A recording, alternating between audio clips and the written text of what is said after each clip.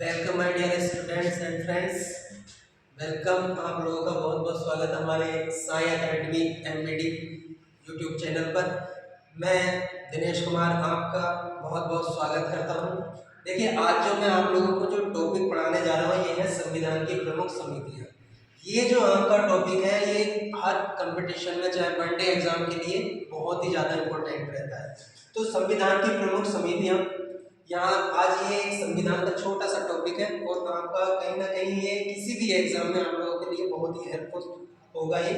तो मैं आप लोगों को बताना चाहता हूँ संविधान की प्रमुख समितियां। देखो, यहाँ पर जो आपके संविधान का जो प्रथम प्रारूप जो तैयार किया था वो आपके BN राव ने तैयार किया था, बेनेगल नरसिंह राव ने।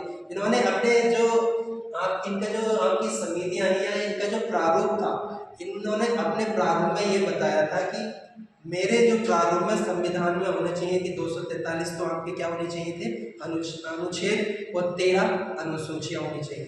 तो इन्होंने अपने जो प्रारूप था BN राव का, उन्होंने ये प्रस्तुत किया था। लेकिन फिर उन्हीं के जो आपका BN राव का जो प्रारूप तैयार किया गया, इसी प्रारूप पर एक विचार विमर्श करने के लिए एक समिति का गठन किया गया था। वो समिति हुई थी आपकी प्रारूप समिति, और जिसके अध्यक्ष आपके जो थे वो है BR अम्बेडकर।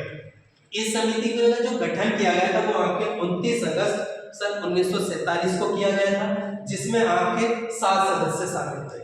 तो इसमें आप लोग यहाँ देखिए, जो प्रारूप समिति का जो अध्यक्ष है वो कौन है, BR अम्बेडकर जी हैं, जिनकी आपका इस समिति का जो गठन किया था BR अम्बेडकर ने, तो वो 29 अगस्त 1947 को, जिसमें कुल मिलाकर 7 सदस्य थे। ये भी पूछा जाता है कि आपके प्रारूप समिति में कुल कितने आपके सदस्य, तो उनका टोटल जो सदस्य थे वो थे आपके 7 सदस्य। ठीक है जी।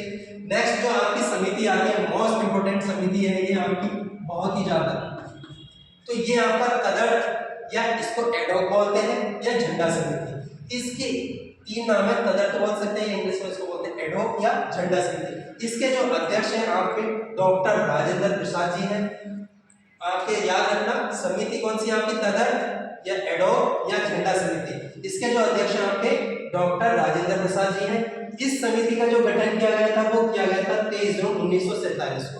इस आपकी समिति में भी जो आपकी झंडा या तदर्थ या एडहॉक जिसको बोलते हैं, इस समिति में भी आपके 6 सदस्य शामिल थे। ठीक है। फिर नेक्स्ट जो आपकी आती है वो आती है मूल अधिकार समिति। ये समिति है आपकी, इसके जो अध्यक्ष है मूल अधिकार समिति के, यहाँ पर है सरदार वल्लभ भाई पटेल। और इस सदस्य आपकी जो समिति है आपकी मूल अधिकार समिति, इसमें आपके टोटल 54 सदस्य थे, यानी आपके 54 मेंबर्स थे। नेक्स्ट जो आती है आपकी, देखो यहाँ पर है मूल अधिकार समिति, जस्ट इसी के अपोजिट आती है आपकी मूल अधिकार उप समिति। यहाँ पर उप समिति की बात कर रहे हैं यहाँ पर, और जस्ट नीचे भी आएगी एक अल्पसंख्यक उप समिति। यहाँ पर आप लोग इनमें कंफ्यूजन न होना इन दोनों में, यहाँ पर जो है समिति है और यहाँ उप समिति है। तो मूल अधिकार उप समिति के इसके जो अध्यक्ष है वो आपके JP कृपलानी जी है। ठीक है। नेक्स्ट समिति जो आती है आपकी, ये आती है अल्पसंख्यक उप समिति। यहाँ उप समिति है, आपका ध्यान रखना। तो इसके जो आपके जो अध्यक्ष जी है वो है SC मुखर्जी। इनका पूरा नाम जो है हरेंद्र कुमार मुखर्जी है। तो आपका याद रखना, अल्पसंख्यक उप समिति के जो अध्यक्ष है वो कौन है, HC मुखर्जी। ठीक है जी। नेक्स्ट जो आती है आपकी वो 6 नंबर की है, संघ संविधान संघ शक्ति या राज्य समिति। मोस्ट इंपोर्टेंट है ये भी, संघ संविधान संघ शक्ति या आपकी है राज्य समिति। इस समिति में जो आपके जो अध्यक्ष है वो है आपके जवाहरलाल नेहरू जी। ठीक है। आप लोगों को याद भी होगा कि भारत के जो प्रथम प्रधानमंत्री जो है वो कौन है आपके जवाहरलाल नेहरू। तो ये आपके 3 समिति को के अध्यक्ष है, संघ संविधान संघ शक्ति या राज्य समिति। इसके जो आपके अध्यक्ष है वो है जवाहरलाल नेहरू जी। ठीक है। नेक्स्ट जो आता है नियम समिति बोल सकते हैं इसको, देशी रियासत समिति या संचालन समिति। ये भी आपकी 3 समितियां हैं, नियम समिति या देशी रियासत समिति या संचालन समिति। इन 3 आपके जो 3 आपकी ये समिति है, इन तीनों समिति के भी जो अध्यक्ष है वो है डॉक्टर राजेंद्र प्रसाद। तो मैंने आप लोगों को यही ऐड कर दिया, संविधान संघ शक्ति राज्य समिति इसके जवाहरलाल नेहरू जी हैं, और नियम समिति या देशी रियासत समिति या संचालन समिति, इन तीनों जो आपकी समिति है, इन तीनों समिति के जो अध्यक्ष हैं वो भी कौन है, डॉक्टर राजेंद्र प्रसाद जी। ठीक है। अब जो आपकी जो लास्ट और अंतिम जो आती है आपकी प्रत्यय पत्र समिति, मोस्ट इम्पोर्टेंट समिति है। और इस समिति का जो आपका जो एग्जाम में आया वो यहाँ पे आर के एग्जाम में आया, मोस्ट इम्पोर्टेंट समिति है। तो यह है प्रत्यय पत्र समिति। इसके जो आपके अध्यक्ष है बहुत इंपॉर्टेंट है, पूछे जाते हैं बार बार, ये इनको रिपीट किया जाता है क्वेश्चन। तो ये है अल्लादी कृष्ण स्वामी अय्यर।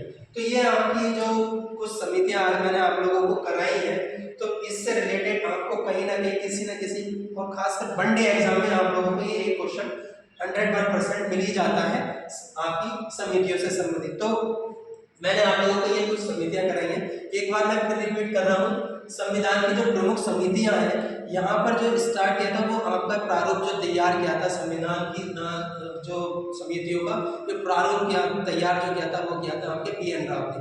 इन्होंने कहा था कि हमारे जो संविधान में 243 अनुच्छेद होने चाहिए थे और 13 अनुसूची होनी चाहिए थी। फिर उसके ही जस्ट ऊपर अपोजिट कर दिया, मतलब उस जो प्रारूप समिति थी उस समिति का आपको एक समिति बना दी गई थी, प्रारूप समिति, जिसके अध्यक्ष बना दिए गए थे बाद में बिहार में। तो ये आप लोगों के लिए कहीं ना कहीं किसी न किसी एग्जाम में, और खासकर आप लोगों का आ ही रहा है रिसेंटली एग्जाम आने वाला है यूपी पुलिस का, तो उसमें कहीं ना कहीं आपको ये क्वेश्चन मिल जाएगा। तो आप लोगों का के लिए मैंने थोड़ा सा कंटेंट तैयार किया संविधान से, और नेक्स्ट वीडियो में मैं कुछ ना कुछ नए टॉपिक लेके आऊँगा आप लोगों के लिए, संविधान से ही रिलेटेड लेके आना है। तो आप लोगों के लिए वीडियो बहुत हेल्पफुल होगी, और थोड़ा सा हम लोगों को सपोर्ट कर दीजिए। आप लोगों का जो आपका साई एकेडमी एमबीडी के नाम से हम लोगों का एक यूट्यूब चैनल है, इसको सपोर्ट कीजिए। Thank you.